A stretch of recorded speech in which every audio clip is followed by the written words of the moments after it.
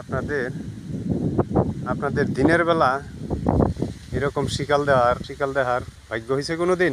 দিনের বেলায় শিকাল দেখেন, দিনের বেলায় শিকাল আমার দিকে তাকায় রয়েছে। দেখেন, দিনের বেলায় শিকাল আমার দিকে তাকায় রয়েছে, একটুও ভয় পায় না। সে সুন্দরভাবে আমার দিকে তাকায় রয়েছে। এই দেখেন কত সুন্দরভাবে আমার দিকে তাকায় রয়েছে। দেখেন এখন চলে যাচ্ছে, আপনাদেরকে দেখাইতেছি বলে চলে যাচ্ছে।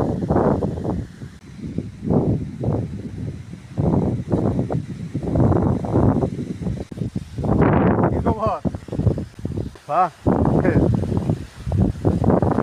ভয় নাই রে, ভয় নাই।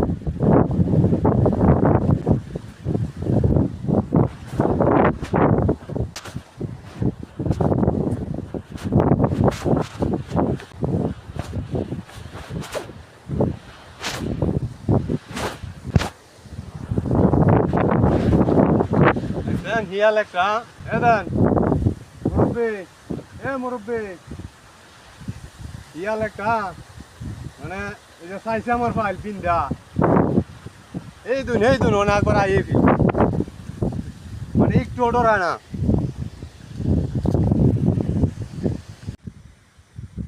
মাছের লড়াচড়া আছে ভালোই আবার।